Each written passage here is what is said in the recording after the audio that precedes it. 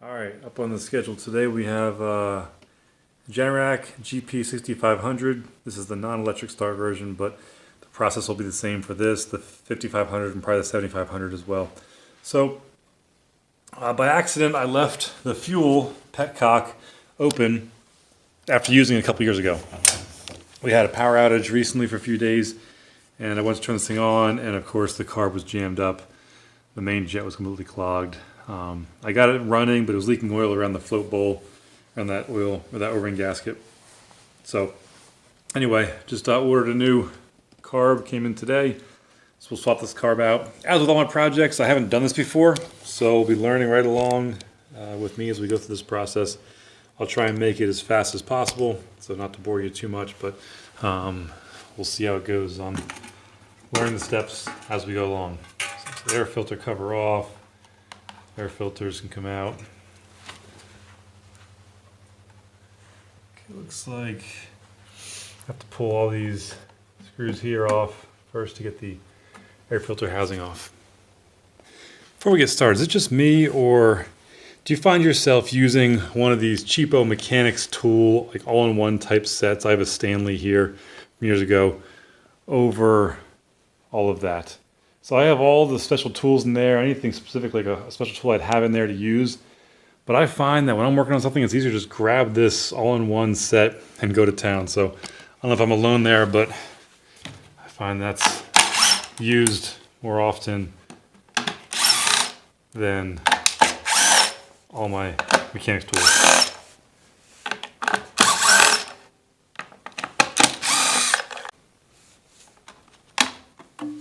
Okay. So just that part comes out.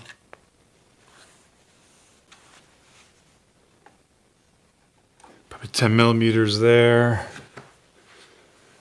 Oh, those are 8 millimeter nuts that were on that cover.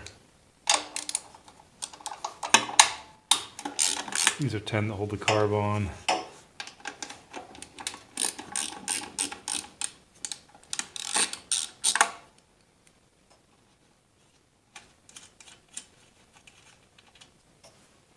I'll change the angle here so I'm not blocking it when I'm working.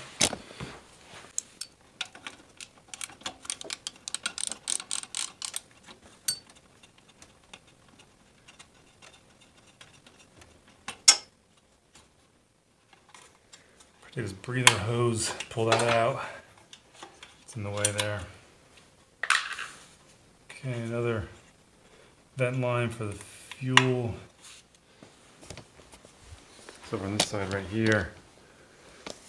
So we'll take this like that, get a pair of pliers to get that hose off there. Usually these just get them twisted and then they will break their stickiness to it and they should just slide out. There we go.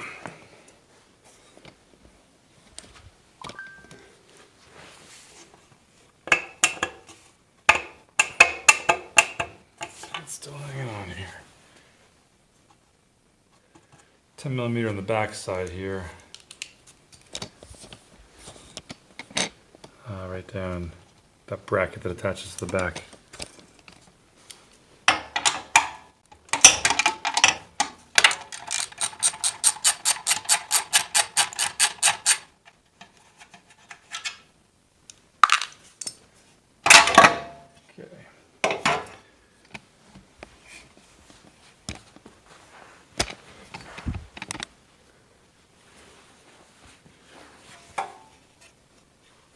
Piece comes off now. Carb should have a few lines going to it. Obviously the fuel petcock is turned off here, but I'm not sure how well this petcock actually stops the flow of fuel. So we'll see if fuel comes out of here or not. Just a little bit. See if we can get a rag.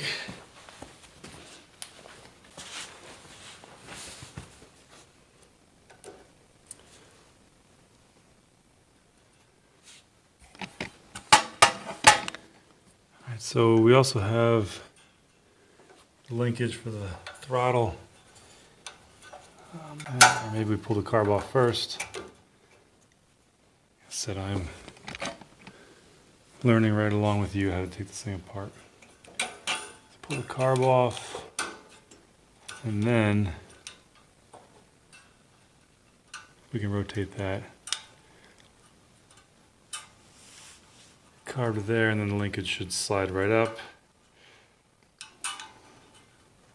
It's also a spring. You probably will see in the video, but get that out, and then we'll move this carb around to get that spring off. Okay. There's the old carbs. There's a gasket on the engine.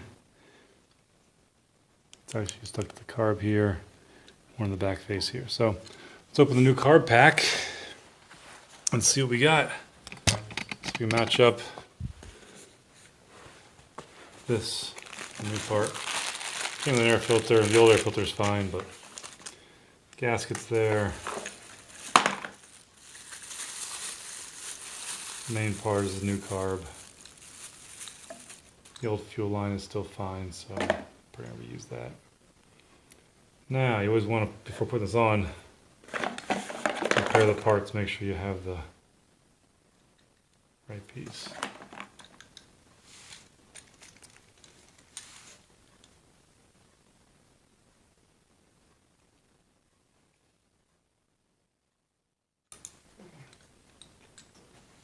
Need to get a screwdriver in order to install the choke lever. But the carb looks identical. Should have grabbed a Phillips head, I guess.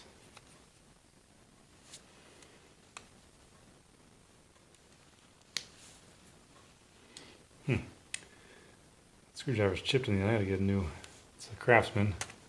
Get a replacement for that. So I just loosened up this screw, obviously for packaging reasons and shipping reasons.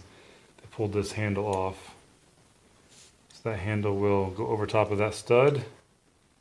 And there's a metal tang that just lines up into the choke body there. So when you turn that, you should see the choke open and close. A little stiff, but then you install the screw back to the top there and seat that home with a better screwdriver. That one's toast.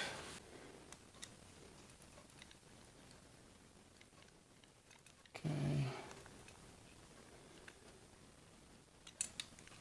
Check that. Choke lever's moving fine there.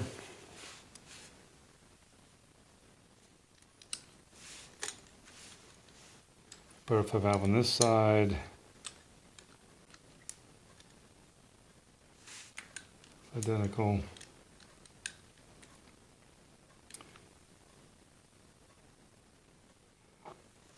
Bolts, this is a 14 millimeter, and this one looks like maybe a 12 millimeter on the replacement, but that really doesn't matter.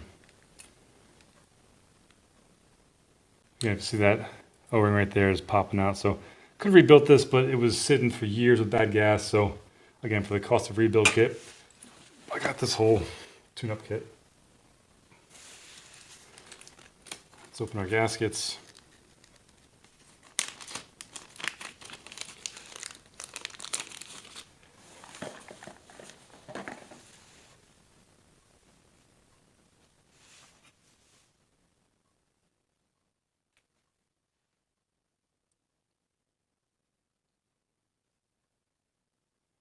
So matching up the gasket, that'll go on like this. So we'll stick this gasket over the studs.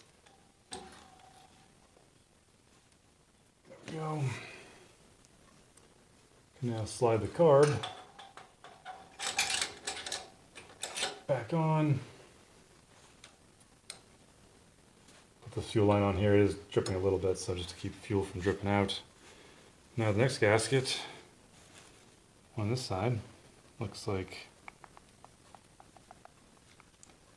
that orientation right there, which will go in the carb just like this.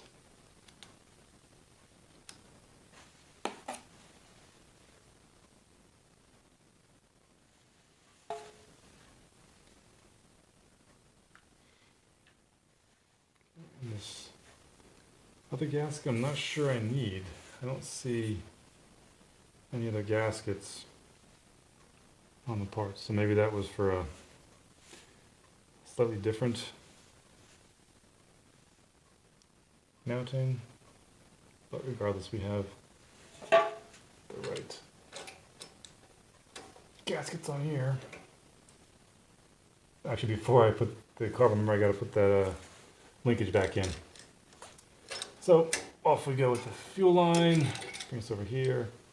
Now, put that in like so, and then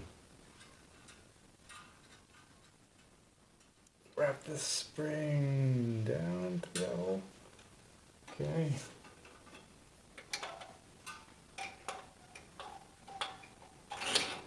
Slide the car back on. Fuel line back on so it stops leaking. Put this gasket back on for the second time. I think I'll edit that out and you won't even know that that happened.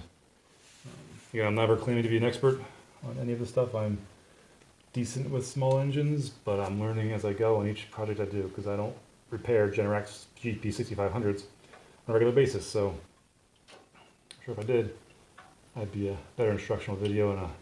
So let's just reassemble it now.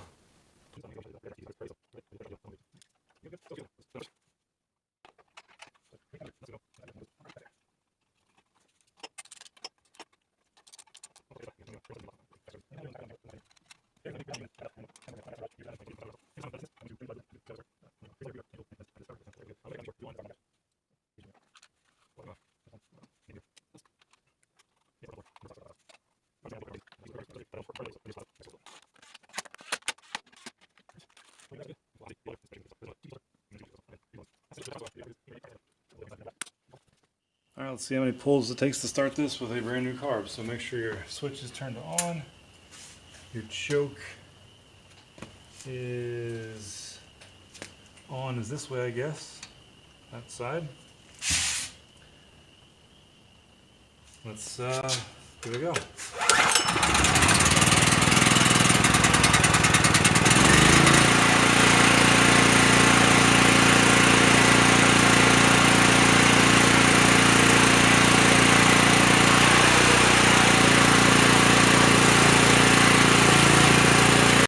Like I said, I'm going to drain out the fuel from the tank, and then I'll drain the carb out to get all the fuel out. So when I store it again for 2 years, hopefully I can put fresh fuel in at that point and it'll fire right up. Alright, well, about an hour and a half later, tank is drained. And I also drained the carb. So that's this screw right here, bottom of the carb, that Phillips head screw. You pull that out and that drains the carb out as well. So yeah, that's a good way to store it. Dry from fuel, and the tank dry even better. So, alright, thanks for watching the carb replacement and getting this thing ready for the next 2 years of sitting around doing nothing for the Generac GP6500. Take care.